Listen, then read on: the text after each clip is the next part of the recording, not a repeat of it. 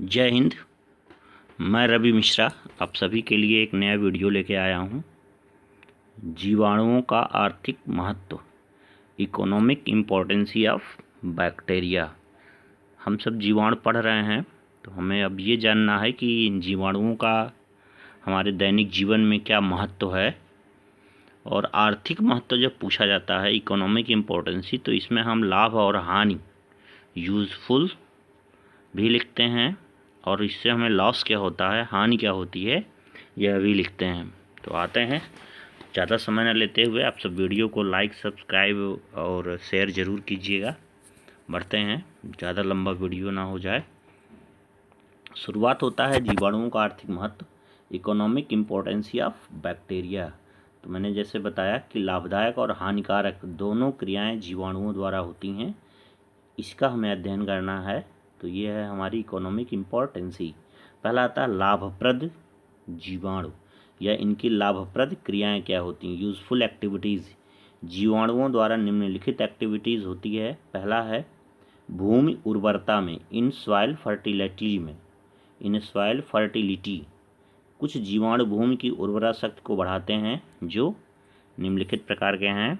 आते हैं, पहला है नाइट्रोजन स्थिरीकरण जीवाणु, इसको बोलते हैं नाइट्रोजन फिक्सेसिंग बैक्टीरिया। नाइट्रोजन फिक्सेसिंग बैक्टीरिया कुछ ऐसे बैक्टीरिया होते हैं जो पृथ्वी में स्वतंत्र रूप से पाए जाते हैं, जैसे एजेटोबैक्टर, क्लास्ट्रीडियम इत्यादि। दलहनी और कुछ ऐसे भी बैक्टीरिया होते हैं जैसे राइजोबियम लिग्यूमिनोसोरम, जो कि दलहनी पौधों की जड़ों की गांठों में सिम्बायोसिस, सहजीवी के रूप में होती हैं। तो ऐसे भी बैक्टीरिया होते हैं जो मिट्टी में स्वतंत्र रूप से पृथ्वी पर पाए जाते हैं, और कुछ जो ये लिग्यूमिनेसी कुल होती है, दलहनी पौधे जैसे मटर, चना, तो इन सब में अरहर, जो दलहन जो होती हैं तो इनके जड़ों में ये गांठ बना के रहती है। ऐसे बैक्टीरिया को बोलते हैं राइजोबियम लिग्यूमिनोसेरम। ये जीवाणु वातावरण की नाइट्रोजन को नाइट्रेट में बदल देते हैं। ये महत्वपूर्ण ध्यान दीजिएगा कि नाइट्रोजन को नाइट्रेट में बदल देते हैं। आप जानते हैं कि इस पृथ्वी पर नाइट्रोजन की मात्रा अधिक है, 78% लगभग है, जो नाइट्रोजन को सीधे पौधे अपने उपयोग में नहीं ले सकते हैं। तो इसे उपयोग के लायक बनाने का काम ये जीवाणु सब करते हैं। पौधे नाइट्रेट के रूप में ही नाइट्रोजन का अपने उपयोग करते हैं। तो ये इनका काम है कि इसको नाइट्रेट के रूप में बदल देते हैं, जिसे पौधे ग्रहण कर नाइट्रोजन की पूर्ति करते हैं और भूमि की उर्वरता बनी रहती है। नॉन ल्यूमिनस पौधे हैं जैसे केजुराइना, रूबस की जड़ों में भी फ्रैंकिया नामक जीवाणु होता है, जो नाइट्रोजन स्थिरीकरण करता है। महत्वपूर्ण यहीं तक है, उर्वरता बनी रहती है। आगे नाइट्रीकारक, नाइट्रीफाइंग बैक्टीरिया। कुछ जीवाणु जैसे नाइट्रोसोमनास, नाइट्रोसोकोकस अमोनिया को नाइट्राइट में बदल देते हैं, तथा अन्य जीवाणु जैसे नाइट्रोबैक्टर नाइट्राइट को फिर नाइट्रेट में बदल देते हैं। और मैंने अभी बताया कि पौधे नाइट्रेट का ही उपयोग कर पाते हैं। तो ये भी एक प्रकार से उर्वरा शक्ति को बढ़ाने का ही कार्य है पृथ्वी पर। मृत पौधों तथा जंतुओं का सड़ना। मृत पौधे तथा जंतुओं का सड़ना। कुछ जीवाणु बैसिलस रेमोसस, बैसिलस वुल्गेरिस इत्यादि जीवों के मृत शरीर पर आक्रमण कर उनके यौगिक को सरल पदार्थों में बदल देते हैं, जो भूमि की उर्वरा शक्ति को बढ़ा देती है। आपने देखा होगा कि पौधे और जंतु जब डेड हो जाते हैं तो वो मिट्टी में पहुंचते हैं और मिट्टी में सड़ जाते हैं। तो सड़ाने की क्रिया यही काम करते हैं बैसिलस रेमोसस और बैसिलस वुल्गेरिस। तो ये दोनों नाम आप लिख लीजिएगा, हेडिंग डाल के, और नाम लिखते रहिएगा। तो अगला चलते हैं, सल्फर बैक्टीरिया, सल्फर गंधक जीवाणु। भूमि में रहने वाले कुछ गंधक जीवाणु जैसे थायोबैसिलस प्रोटीन पदार्थों को सड़ने से प्राप्त H2S को H2SO4 में बदल देते हैं, और यह फिर क्या होता है, पृथ्वी के उपयोग में आ जाता है उर्वरा शक्ति बढ़ाने में। दूसरा पॉइंट हमारा है, अभी तक तो भूमि की उर्वरा शक्ति को बढ़ाने में था। दूसरा नंबर है इन डेयरी। हम डेयरी उद्योग में कैसे करते हैं, तो स्ट्रेप्टोकोकस लैक्टिस और लैक्टोबैसिलस लैक्टिस, ये दो जीवाणु ऐसे हैं जो दूध में पाए जाने वाले लैक्टोज शर्करा को फर्मेंटेशन करके लैक्टिक अम्ल में बदल देते हैं। जिसके कारण दूध खट्टा हो जाता है। पाश्चुरीकरण द्वारा दूध को खट्टा होने से बचाया जा सकता है। तो ये तो इसका प्रिकॉशन दिया है, लेकिन आपको इतना दिखना है स्ट्रेप्टोकोकस लैक्टिस एवं लैक्टोबैसिलस लैक्टिस जैसे जीवाणु दूध में पाई जाने वाली लैक्टोज शर्करा का किण्वन करके लैक्टिक अम्ल बनाते हैं, जिसके कारण दूध खट्टा हो जाता है और इसी से दूध से दही भी बनता है। तो याद रखिएगा, लैक्टोबैसिलस लैक्टिस स्ट्रेप्टोकोकस लैक्टिस के कारण दूध से दही में परिवर्तित होता है और दूध फटता भी इसी के कारण है। अगला है औद्योगिक इंडस्ट्रीज एरिया में हम इसका क्या उपयोग करते हैं। तो इंडस्ट्रियल वैल्यू में जीवाणुओं का निम्नलिखित उपयोग है। पहला तो सिरका बनाने में एस्टोबैक्टर एसिटी नामक जीवाणु शर्करा के घोल को एस्टिक अम्ल में बदल देता है और एस्टिक अम्ल ही क्या है, सिरका। आपने केमिस्ट्री में पढ़ा होगा, एस्टिक अम्ल ही सिरका है। तो यहाँ पे ये प्रयोग में आता है। आगे देखेंगे, अल्कोहल एवं एसीटोन क्लास्ट्रीडियम एसिटोब्यूटाइलिकम नामक जीवाणु शर्करा घोल को ब्यूटाइलिक एल्कोहल में एसीटोन में बदल देता है और यह भी अल्कोहल या एसीटोन बनाने में उपयोग में आता है।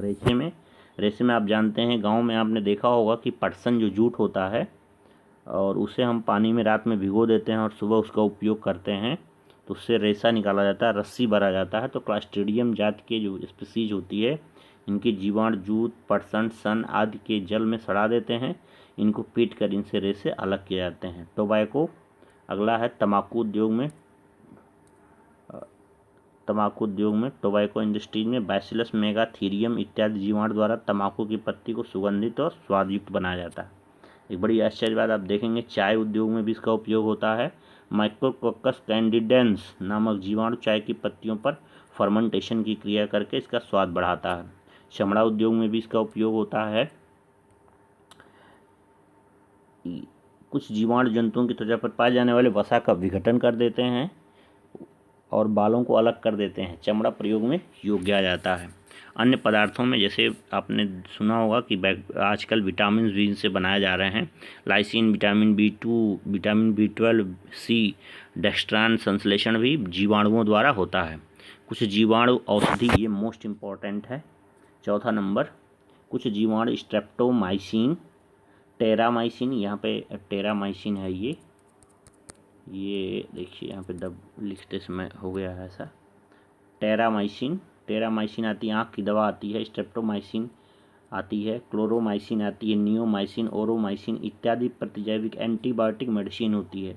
एंटीबायोटिक मेडिसिन वो दवाएं जो जीवाणु और बैक्टीरिया के रोग में उपयोग की जाती हैं, दवाओं के रूप में उन्हें हम एंटीबैक्टीरियल मेडिसिन या एंटीबायोटिक मेडिसिन कहते हैं। एक चीज़ और याद रखिएगा, जितने भी मेडिसिन होती हैं ये एंटीबायोटिक, उनमें लास्ट में सिन सिफिक्स लगता है, तो ये जो बताता है कि कहीं ना कहीं ये इनका फार्मूला है। अगला है मल का विनाश। कुछ जीवाणु ऐसे हैं सरे कार्बनिक पदार्थों ह्यूमस में बदल देते हैं, तो ये सही है, हानिकारक। अब आते हैं, दूसरी हमारी हेडिंग है, हम हार्मफुल एक्टिविटीज़ क्या हैं इनका, हम इससे लॉस क्या करते हैं। हार्मफुल एक्टिविटी, जीवाणुओं के लाभदायक के साथ साथ हानिकारक क्रियाएं भी होती हैं जो निम्नलिखित हैं। बैक्टीरिया बहुत प्रकार से हमें हानि भी पहुंचाते हैं। पहला है मनुष्य के रोग।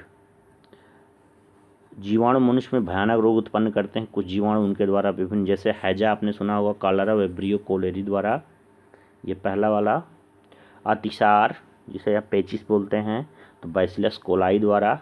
भोजन विषाक्तता, आपने देखा होगा कि भोजन अगर मई जून या गर्मी के महीने में रख दिया जाए तो सुबह से शाम तक या रात में सुबह तक तो बजक टाइप का जाता है, अजीब तरह की बदबू आती है। तो क्लास्ट्रीडियम बाटुलिनम नामक ये रोग होता है, इसको खाने से भी दिक्कत होती है। निमोनिया आपने सुना होगा, डिप्लोकोकस निमोनी द्वारा होता है।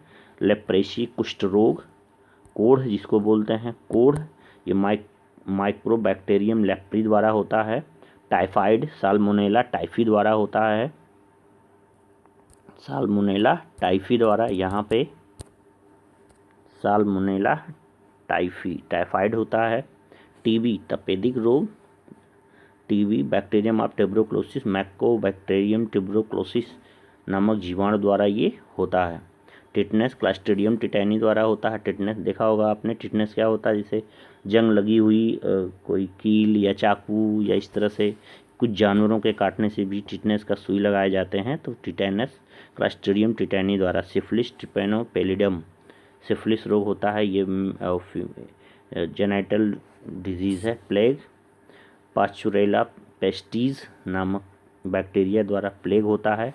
काली खांसी बोंडेटेला पार्टूसिस द्वारा काली खांसी होता है। मेनिंजाइटिस नाइसेरिया मेनिंजाइटिस द्वारा। ये सब रोग थे।